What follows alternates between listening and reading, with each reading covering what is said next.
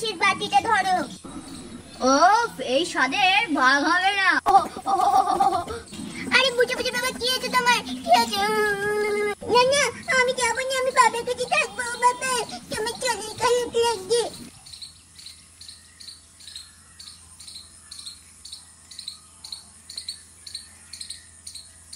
ইস বন্ধুরা, দেখো আমার টেবিলটার কি অবস্থা হয়েছে।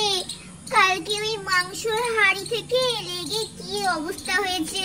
কি লাগছে রান্নাঘরটা। সত্যি চম্পা রান্নাঘরে আসলে কি ভাববে। রাধা বৌদি রান্নাঘর একদম পরিষ্কার করে রাখে না। চলো একটা বরঞ্চ কভার পেতে দিই।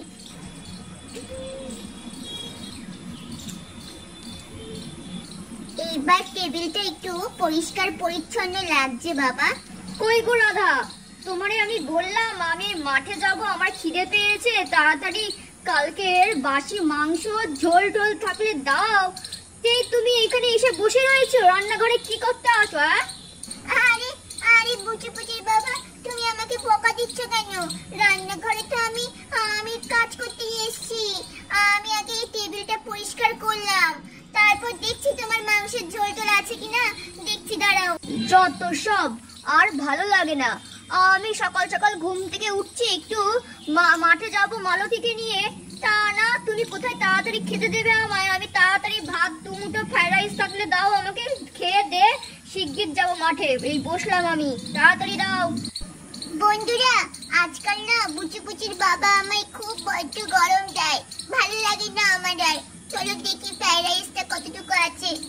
এইটার মধ্যেই তো ফ্রাইড রাইসটা ছিল, চলো দেখি। আরে ওয়াও, এখনো তো প্রায় অনেকখানি বাসি ফ্রাইড রাইস আছে।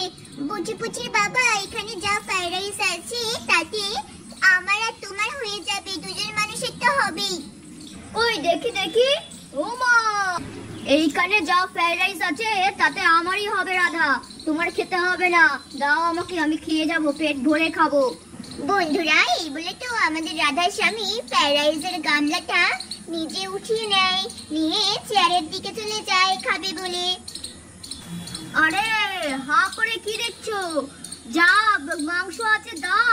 না না বুচি বুচির বাবা, আমি দিচ্ছি, কিন্তু আমি ভাবছি এটা তো বাসি ফ্রাইড রাইস আর মাংস, তাই যদি সবটা তুমি একা খাও তাহলে যদি তোমার পেট খারাপ হয়, বরঞ্চ আমি কটা সেদ্ধ ভাত বসিয়ে দিচ্ছি, কটা সেদ্ধ ভাত আর একটু ফ্রাইড রাইস দিয়ে দিয়ে খেয়ে নাও, তাহলে সবার হয়ে যাবে। বুচি বুচিকে তো দেবই না, কারণ বাসি খাবার খেয়ে কোথাও যদি পেট টেট খারাপ হয়। কিচ্ছু শরীর খারাপ হবে না রাধা, তোমার মনে হয় খুব খেতে ইচ্ছা করছে, সোজা কথাটা সোজাভাবে বললেই তো হয়। না না বুচুর বাবা, আমার খেতে ইচ্ছে করছে না, আমি শরীর খারাপের কথাই ভাবছি। দাঁড়াও মাংসটা বার করি। রাধার আজকাল দেখছি বড্ড খাওয়ার লোভ বেড়েছে, আর খেতে চাইছে বলে মিথ্যে কথাও বলছে। চলো দেখি এর মধ্যে কতটুকু মাংস আছে। এই দেখো বুচু বুচুর বাবা, এতটুকু আছে। কই দেখি দেখি কতটুকু আছে মাংস দেখি। ও মা, এ তো সামান্য আছে, আমি একাই খেয়ে নিচ্ছি, দাও একটা চামচ দাও। আরে বুচু বুচুর বাবা, তোমার কি মাথা খারাপ হয়ে গেছে? এখানে অনেক তেল মশলা আরো কত কিছু আছে, একা তুমি খেলে তোমার পেট খারাপ হবে, শরীর খারাপ হয়ে যাবে। দাদা তুমি কিন্তু বড্ড ইয়ে করছো, কিন্তু আমার ভালো লাগছে না, যা বলছি তাই শোনো। বন্ধুরা, রাধার স্বামীর এইরকম আচরণ দেখে তো রাধা পুরোই অবাক হয়ে যায়, কারণ রাধার স্বামী তো আগে কখনো রাধার সাথে এমন ব্যবহার করেনি। তারপর বাধ্য হয়ে রাধা চামচ ফেলে দেয়, যা বলছে তাই শুনতে বাধ্য হয়। চলো একটা বুচুর বাবাকে থালা করে দিই, নইলে ওভাবে খাওয়া যায় নাকি। দাঁড়াও, আমি তোমাকে বেড়ে দিচ্ছি সব। আরে এখান থেকে বাড়বে কি, সবটাই তো আমি খাবো, সব ঢেলে দাও থালার মধ্যে। আচ্ছা আচ্ছা ঠিক আছে। আহ কি গন্ধ আসছে, ভালোই করেছি, রাধাকে বেশ ঢপ দিয়ে পুরো ফ্রাইড রাইসটা খেতে পাচ্ছি। রাধা শিগগির দাও, মাংসটা ঢেলে দাও। এই ঈশ্বর, এই বুচি বুচির বাবা এরকম কেন করছে? এখন সব সব খেলে তো ওর শরীর খারাপ করবে। কি করি আমি এখন? কিছু করাও যাবে না, না শুনছে না আমার কোনো কথা। এত তেল মশলা, এমনিতেই বুচি বুচির বাবার হজমের সমস্যা আছে, এখন এত বড় বড় মাংসের পিস একা খেলে তেল মশলা শরীরে ঢুকলে এক্ষুনি তো অসুস্থ হয়ে পড়বে। বন্ধুরা, আমাদের রাধা তো খুব দুশ্চিন্তা করতে থাকে বুচির বাবাকে নিয়ে, কিন্তু কি আর করবে, বুচির বাবা তো কোনো কথাই শুনতে চাইছে না। আর খুব লোভ বুচির বাবার, তার জন্য লোভে পড়ে এরকম একটা প্ল্যান বার করেছে যাতে সবটা একাই খেতে পারে। এই নাও মাংসের বাটিটা ধরো। আরে ওই বক্সে তো আরো ঝোল আছে, ওই ঝোলগুলো বাটি রেখেছো কেন? ওইগুলো কি তুমি নিজে একা একা খাবে নাকি? ওইগুলো দাও, চেটে ফুটে আমি খাবো সব। দাও, শিগগির দাও, শিগগির দাও। বন্ধুরা, বাধ্য হয়ে আমাদের রাধা তো এই তেল সমেত এই বাসি নোংরা মাংসগুলোকেও দিতে থাকে। আরে এভাবে কতক্ষণ করবে? একেবারে ঢেলে দাও না। আচ্ছা দিচ্ছি, দাঁড়াও। সব তেলটা ঢেলে দাও, আমি চুমুট দিয়ে খাবো।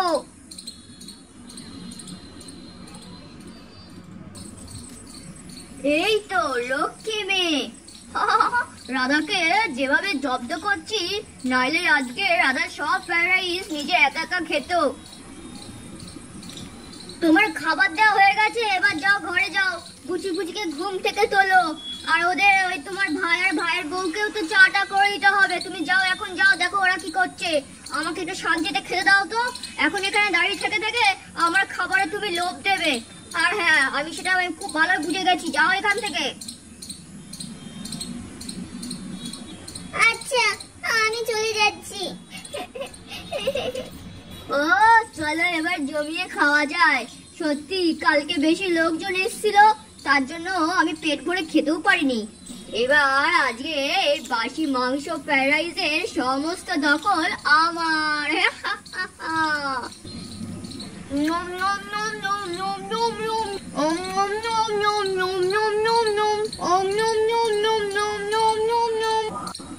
ওফ, এই স্বাদের ভাগ হবে না।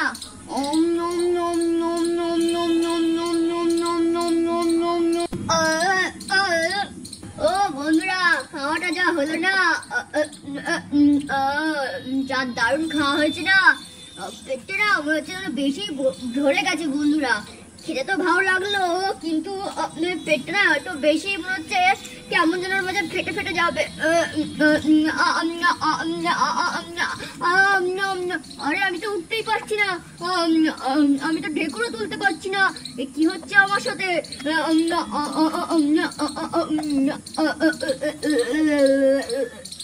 বন্ধুরা, তারপর তো রাধার স্বামী রান্নাঘরের মেঝেতেই লুটিয়ে পড়ে।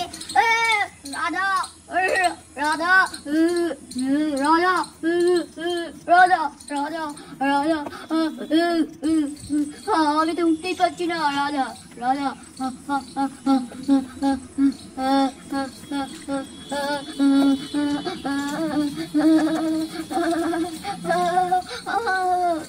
দেখি ওদের সবার জন্য চাটা করে দিই, আর বুচির জন্য দুধটা বসিয়ে দিই। আরে আরে আরে বুচির বাবা, বুচির তোমার কি হয়েছে? বন্ধুরা, আমাদের বুচির বাবা তো সারা শরীর কাঁপতে শুরু করেছে।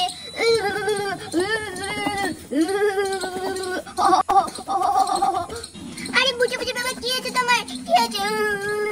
আরে ভাই ভাই ভাই নয়ন, এদিকে আয়, দেখ তোর জামাই বাবুর কি হয়ে গেছে। ভাই নয়ন, এদিকে আয়। চম্পা, বুচি সবাই এদিকে আয়, রান্নাঘরে দেখ কি হয়েছে।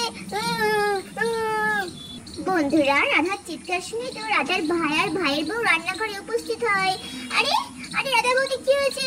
আরে আরে শ্যামদা, আরে জামাই বাবু, কি হয়েছে তোমার? আমাকে আমাকে ধরে তোলো, আমি গায়ে জোর পাচ্ছি না, আমি উঠতে পারছি না, সারা শরীরে অস্বস্তি লাগছে, পেটের মধ্যে ব্যথা করছে। এই তো জামাই বাবু, আমরা হাত ধরো, হাত ধরো, জামাই বাবু হাত ধরো। রাধা, রাধা দিদি, দিদি, তুই জামাই বাবু এখানে ধর ধর ধর, শিগগির ধর ধর ধর, তোল তোল। আচ্ছা আচ্ছা ঠিক আছে, আচ্ছা ধর ধর ধর, আস্তে আস্তে আস্তে আস্তে আস্তে। বন্ধুরা, রাধা আর ভাই আর রাধা মিলে তো আর শ্যামকে ধরে ধরে তোলে। আরে কি অবস্থা, এসব কি করে হলো? শ্যামদা, তোমার কি হয়েছে? দাঁড়াও, একটু জল দি তোমায়। এনো শ্যামদা, এনো জল খাও একটু আস্তে আস্তে। দিদি, আমার কিন্তু লক্ষণ ভালো লাগছে না রে। জামাইবাবু তো মনে হচ্ছে সেন্সলেস হয়ে যাচ্ছে আস্তে আস্তে। ওই কপাল, দাঁড়া দাঁড়া, আমি এক্ষুনি মধ্যে ডাক্তার ডাকতে হবে, নাহলে নাহলে উপায় নেই রে। তোরা থাক, জামাইবাবুর কাছে থাক, মাথায় হাত বুলিয়ে দে, ফ্যান ট্যান চালিয়ে দে সব, আমি যাই ডাক্তার ডেকে আনি। হ্যাঁ ভাই তাড়াতাড়ি যা। রাধা, রাধা, আমার আমার শরীরটা খুব খারাপ লাগছে রাধা। রাধা, আমার আমার আমি বুঝতে পারছি না, আমার পেটটা মনে হচ্ছে ফেটে যাবে রাধা। আমার শরীরে অস্থির লাগছে। হে বাবা, শ্যামদার লক্ষণ তো ভালো লাগছে না। রাধা বৌদি, শ্যামদার কি হয়েছে? এরকম কেন করছে? তুমি কি কিছু জানো? সব আমার পোড়া কপাল চম্পা, সব আমার পোড়া কপাল। কত করে বললাম এত বাসি ফ্রাইড রাইস মাংস তুমি খেও না, খেও না, খেও না। তাও তাও আবার কোনো কথা শুনলো না। সর্বনাশ! তার মানে শ্যামদা বাসি ফ্রাইড রাইসের মাংস খেয়ে এই অবস্থা ঘটিয়েছে। সর্বনাশ! আরে আরে আমার বাবা, বাবা কি আছে?